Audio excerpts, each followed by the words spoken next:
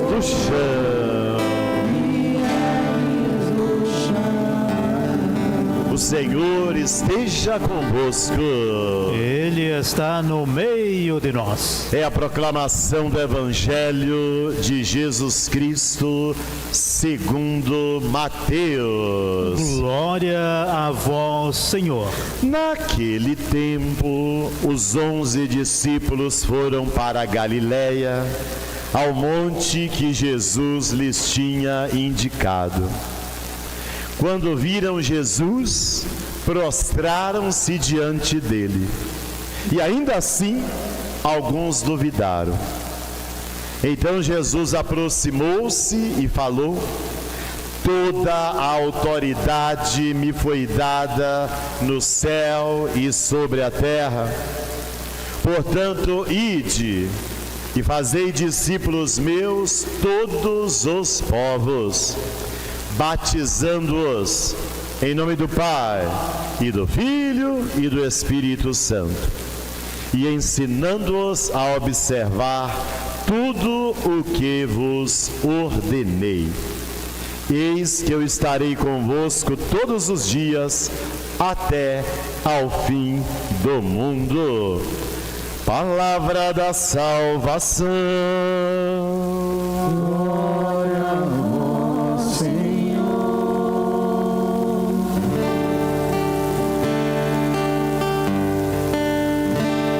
Por entre aclamações Deus se elevou.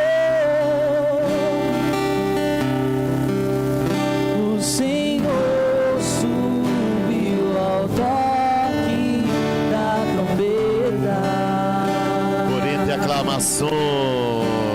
Por entre aclamações Deus se elevou. O Senhor subiu. O Senhor subiu ao toque da trombeta. Queridos irmãos, queridas irmãs, a Igreja Católica celebra hoje uma solenidade, quer dizer, uma grande festa, que tem como título a Ascensão de Jesus. Esta solenidade só pode ser compreendida dentro do tempo pascal em que nós estamos vivendo. Vale a pena lembrar que esse tempo da Páscoa percorre o total de 50 dias, desde o domingo de Páscoa até o domingo próximo, quando nós celebraremos a solenidade de Pentecostes. Então nós, na liturgia, estamos vivendo o tempo pascal. E é dentro desse tempo que nós celebramos a Ascensão. Vamos primeiro entender o significado dessa ascensão e depois tirar as consequências para a nossa vida. Veja bem, a palavra ascensão vem do verbo ascender. Não acender no sentido de uma lâmpada, uma luz, uma vela, mas ascender no sentido de subir. Daí vem a palavra no português ascensorista, aquela pessoa que trabalha lá dentro de um elevador, né? Levando as pessoas para o alto, vai controlando ali os andares. O ascensorista vem dessa palavra ascensão. Ascensão quer dizer subir, ascensão quer dizer ir para o alto, ascender. Ora, como é que nós situamos a ascensão de Jesus dentro do tempo pascal? Vamos recordar. Jesus, na sexta-feira santa, foi pregado na cruz e por volta das 3 horas da tarde entregou seu espírito ao Pai. Ele foi enterrado, sepultado e ficou no sepulcro a parte da sexta-feira, primeiro dia, todo sábado, segundo dia, uma parte da madrugada do domingo, terceiro dia. Quando as mulheres foram levar no túmulo perfumes para cuidar do corpo, entre elas Maria Madalena, chegaram lá e viram a pedra forte, grande, retirada. Então a porta estava aberta.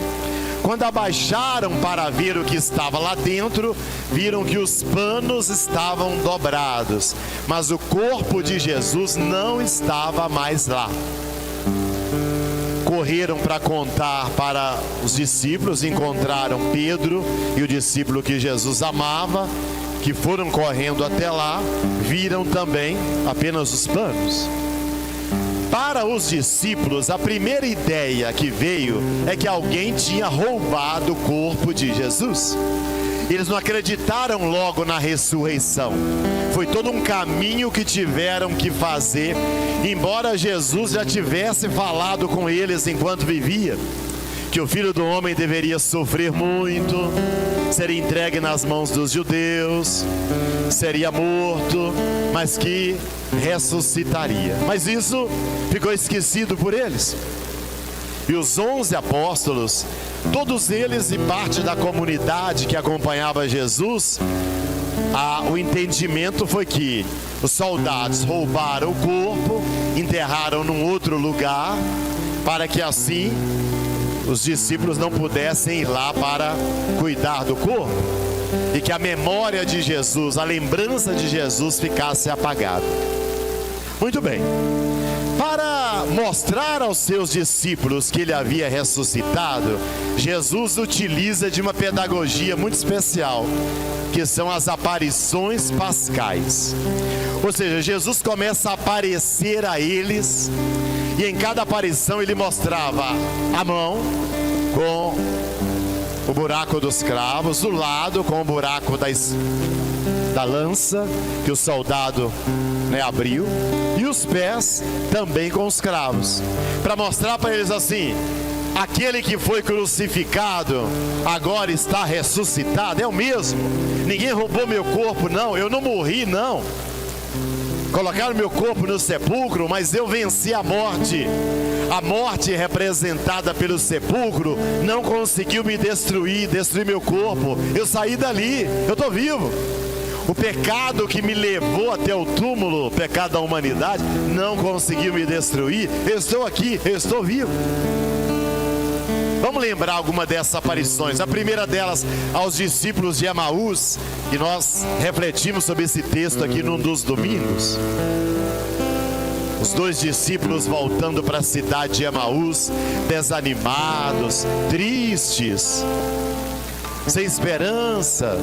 Jesus chega até eles, começa a conversar com eles, começa a falar da lei, dos profetas, e depois lá na casa deles parte o pão, e eles então reconhecem que era Jesus e voltam correndo para Jerusalém.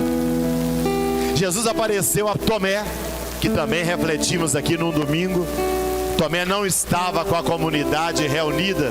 Quando os discípulos falaram para ele, ele não acreditou. Se eu não tocar meu dedo lá na mão de Jesus, se eu não colocar minha mão do lado dele, não acreditarei.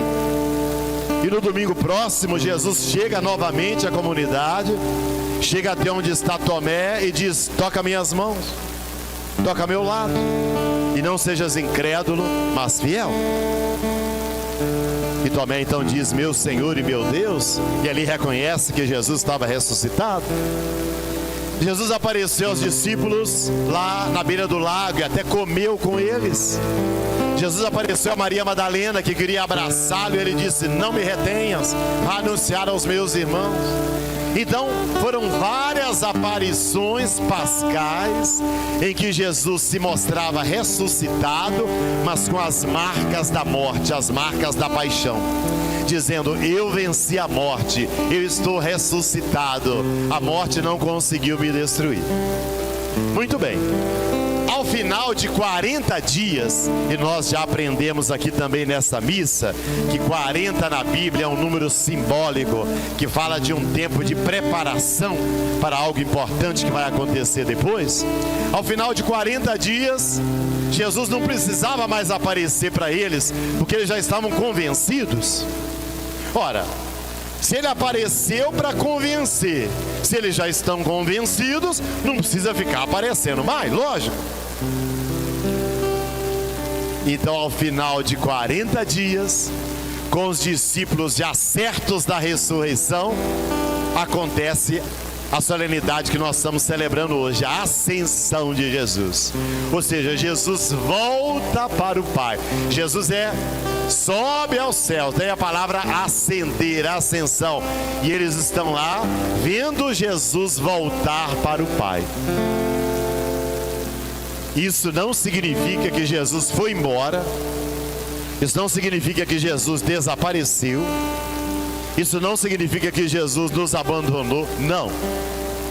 Isso significa que a presença física, histórica de Jesus não haverá mais.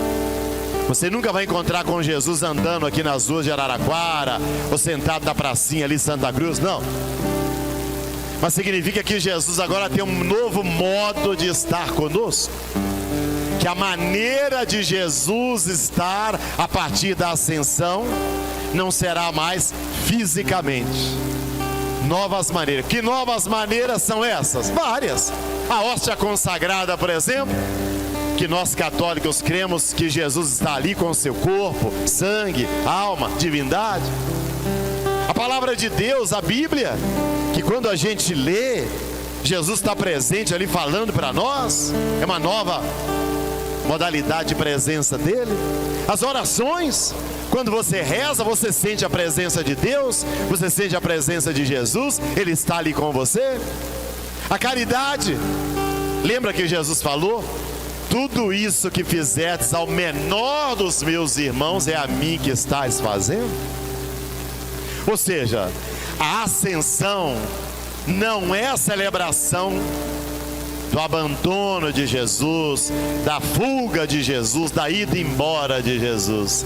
É a celebração da volta de Jesus para o seio do Pai, onde ele está sentado à direita do Pai. E a palavra direita na Bíblia quer sempre dizer de um local privilegiado. Mas ele permanece conosco de outras formas. Nós rezamos no credo: ressuscitou ao terceiro dia, subiu aos céus, está sentado à direita de Deus. Todas as vezes que nós rezamos essa frase no credo, nós estamos falando da ascensão. Subiu aos céus, onde está sentado à direita de Deus. Lógico que sentado é uma metáfora.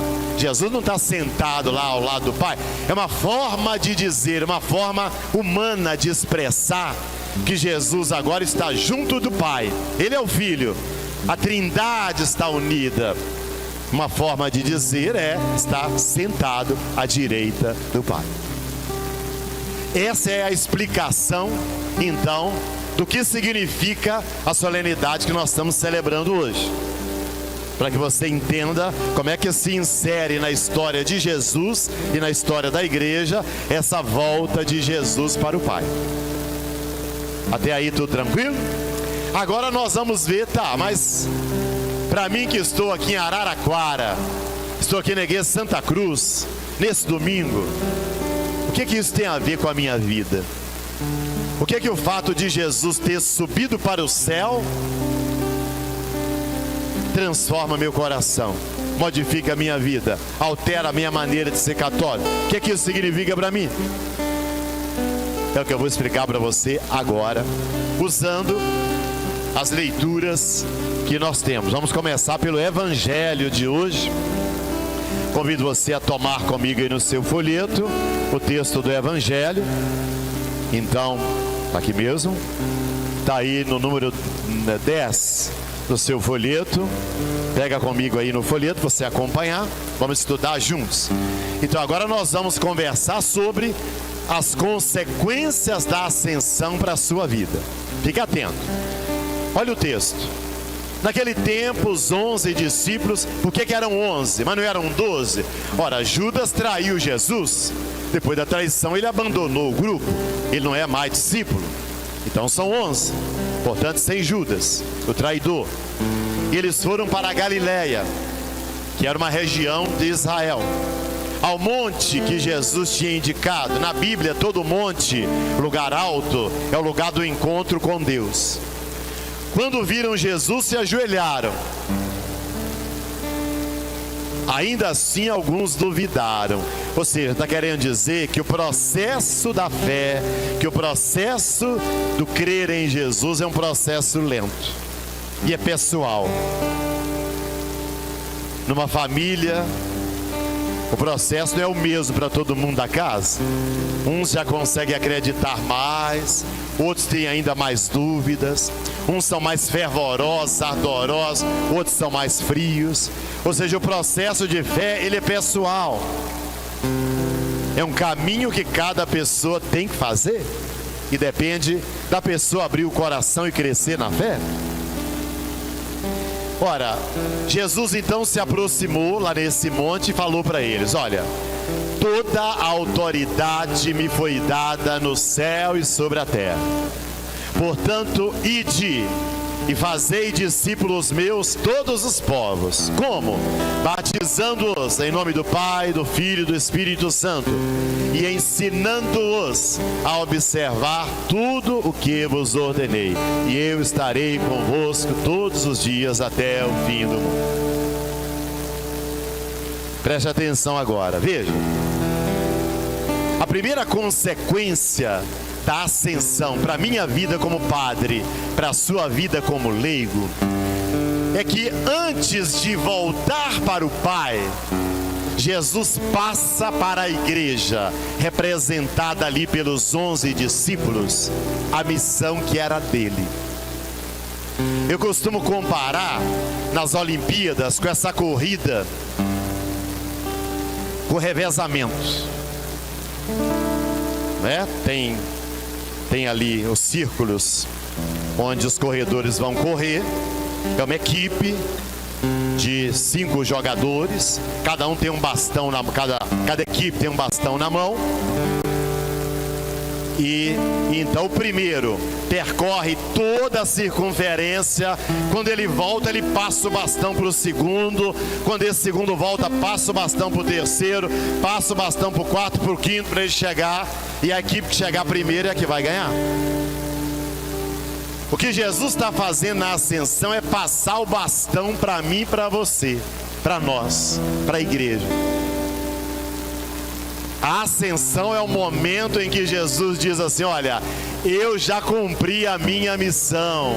Esses anos todos que eu vivi, esses 3 anos que eu anunciei o Evangelho, o reino de Deus, eu cumpri a minha missão. Agora eu estou voltando para o Pai. O bastão está com vocês. Agora é com você, igreja. Agora é com você, comunidade. São vocês agora que vão continuar a minha missão, que é evangelizar, que é anunciar o Evangelho. E Jesus diz 2 coisas: batizar em nome da Trindade e ensinar as pessoas a observar tudo que eu ordenei. Ou seja, batismo e catequese e evangelização. São as 2 coisas que Jesus pede aqui no Evangelho. Ele está indo embora, ele diz: portanto, ide, fazei discípulos meus todos os povos, fazendo 2 coisas: batizando-as e ensinando-as a observar tudo o que eu vos ordenei. A primeira consequência da ascensão para a nossa vida é essa: que agora você, como católico, como católica, tem a mesma missão de Jesus. E tendo a mesma missão de Jesus, você é chamado agora a reavivar a chama do batismo, né? As pessoas que você encontrar, normalmente todas já foram batizadas, mas grande parte delas não estão vivendo o batismo. Então seu papel é ajudar essa pessoa a reavivar, a fortalecer, a resgatar, a restaurar o batismo que ela recebeu. E ensinar para essa pessoa tudo que Jesus nos ensinou. Ou seja, catequizar, evangelizar. Agora, como é que eu posso fazer isso com alguém se eu estou precisando que alguém faça isso comigo? Não tem jeito. Se o meu batismo é fraco, se eu sou um católico, eu devia ir à missa de vez em quando, vem um domingo, falto 2, 3, qualquer programa que tem no meu dia, eu deixo a missa. Tem um churrasco, não vou à missa hoje não. Tem um jogo do meu time, não vou à missa hoje não. Tem um aniversário de alguém, não vou à missa hoje não. Ou seja, significa que o batismo para mim não está claro, que Deus não está sendo amado acima de todas as coisas, que Deus não é o mais importante na minha vida, que entre um churrasco e Deus, o churrasco é mais importante. que entre qualquer programa de domingo e missa, o programa é mais importante. Parece que eu só venho à missa se meu domingo está livre, se eu não tenho nada para fazer. O dia que eu não tiver nada, então eu vou à missa, não tem nada para fazer. Olha o lugar que eu coloco, Deus. E tem muitos católicos que infelizmente vivem assim. Esses são os que não vivem seu batismo.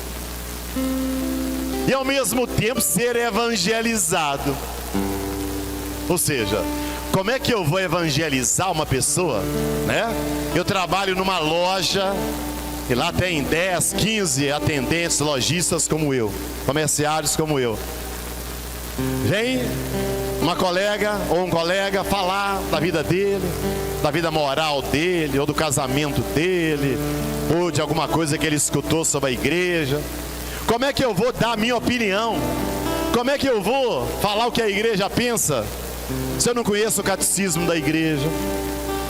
Se minha catequese é da primeira comunhão, que eu já fiz há 20 anos, 30 anos, 15 anos, depois nunca mais eu li um livro de catecismo, de catequese, não conheço nada da igreja. O que é que eu vou ensinar se eu estou precisando de um professor para mim? E não procuro, e não busco? Se eu sou um católico analfabeto, que só sabe rezar Pai Nosso, Ave Maria, não sabe mais nada, como é que eu vou evangelizar alguém se eu estou precisando ser evangelizado? Não tem jeito. Ou seja, como é que eu vou exercer a missão que Jesus me deu se eu não estou capacitado para isso? Porque eu não procuro conhecer a doutrina da minha igreja, porque eu não frequento regularmente as missas, porque eu não tenho vida de oração. Rezo um dia, no outro dia esqueço de rezar, no outro dia também não rezo, no outro dia uma Ave Maria sapecada, no outro dia um Pai Nosso já dormindo em cima da minha cama e chamo isso de oração. Eu não tenho nem vida de oração. Como é que eu vou seguir a Jesus? Como é que eu vou levar a sério uma pessoa e ensiná-la se eu estou precisando de alguém que me ensine? Percebe a consequência da ascensão? É para você olhar para você mesma hoje, para você mesmo e pensar assim: que tipo de católico sou eu? Que rei sou eu? Que católico sou eu?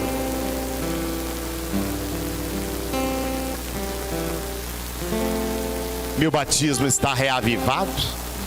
Eu vivo o meu batismo? Eu conheço a doutrina da minha igreja?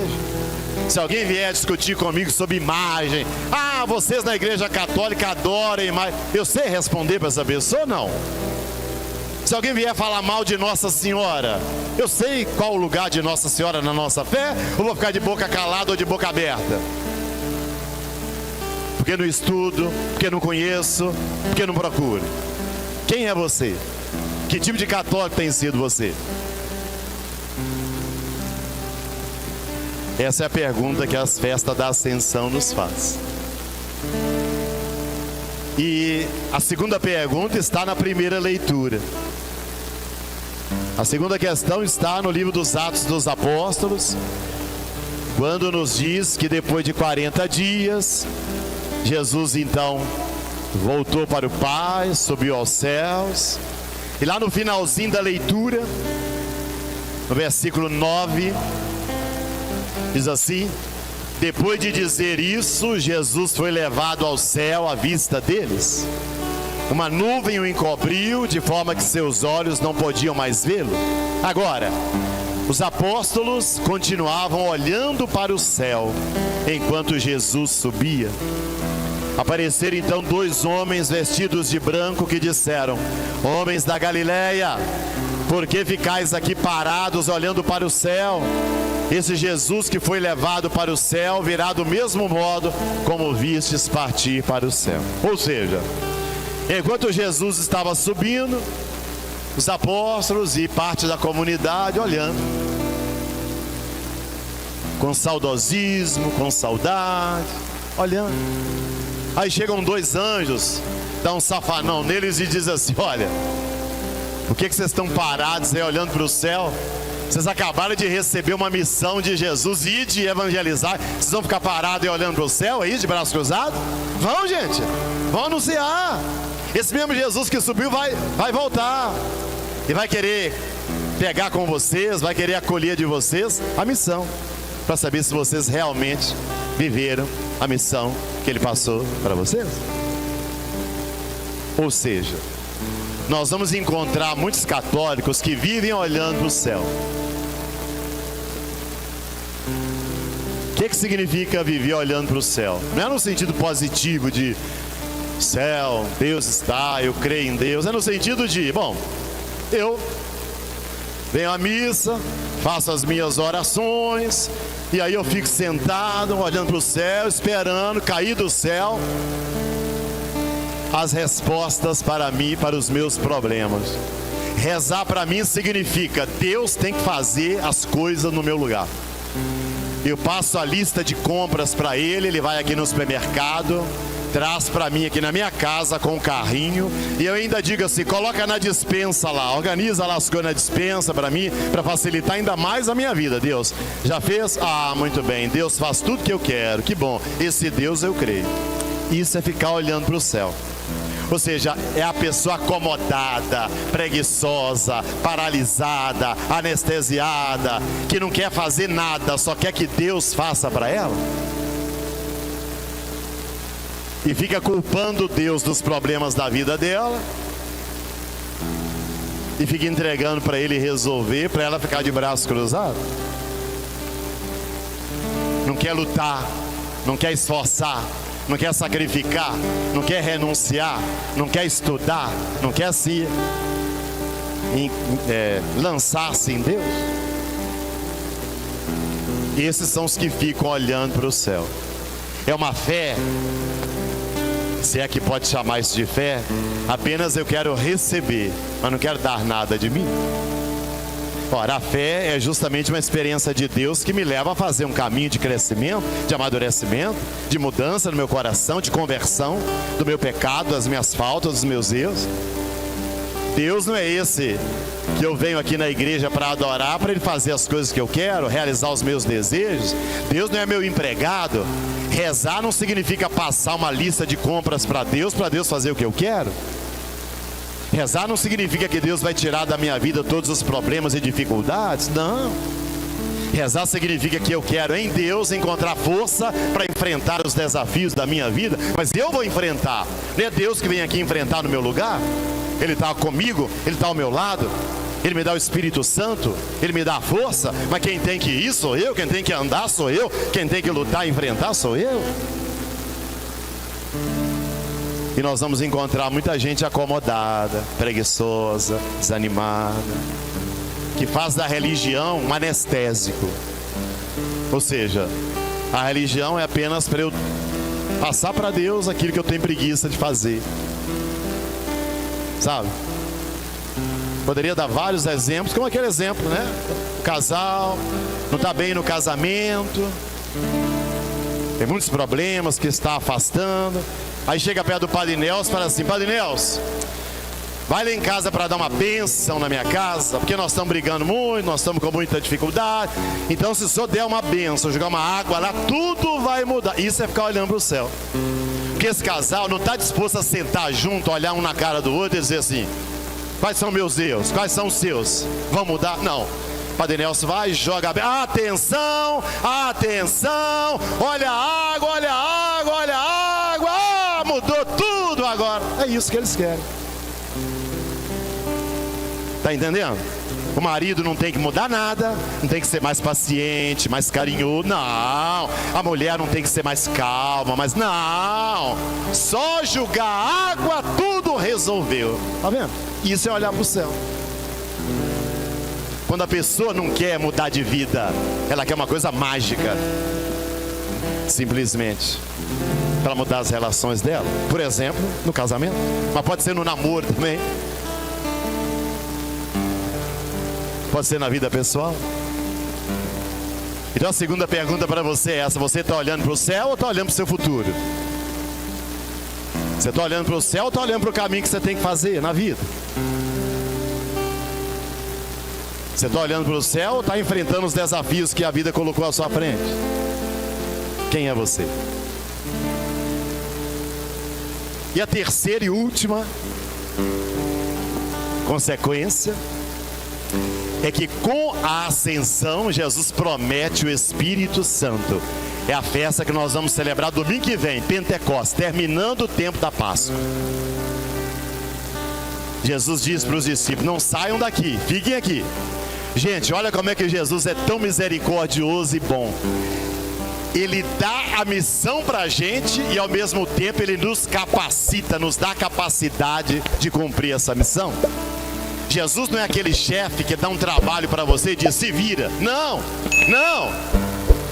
Ele dá um trabalho e diz: olha, eu vou colocar um assistente ao seu lado, você tem aqui uma sala, você tem aqui um computador bom, você tem aqui, se você precisar. Ou seja, Ele capacita, Ele coloca as condições para que você realize essa missão, que é o Espírito Santo para nós. Ele promete: eu vou dar o Paráclito, o advogado, o Espírito Santo, e Ele vai ajudar vocês a cumprir a missão. É o que vamos celebrar no próximo domingo, numa festa muito bonita aqui na igreja. Ascensão do Senhor. Nós também um dia estaremos face a face com Ele, se vivermos a missão que Ele nos passou aqui nessa terra. E essa missão não é para ser vivida aqui dentro das quatro paredes da Igreja Santa Cruz, é lá fora. É na sua família, é no seu trabalho, é na sua faculdade, é na sua profissão, é com seus amigos, é com seus vizinhos, é lá no seu condomínio, é onde você estiver. Ali você tem que ir restaurar o batismo e evangelizar as pessoas que estão ao seu lado. Que você, meu irmão, que você, minha irmã, assuma essa missão, cumpra bem o seu papel que Jesus lhe deu. Louvado seja nosso Senhor Jesus Cristo. Para sempre seja louvado. Fiquemos em pé para o nosso ato penitencial. Pode deixar o seu folheto aí no banco e vamos pedir perdão a Deus de nossos pecados agora.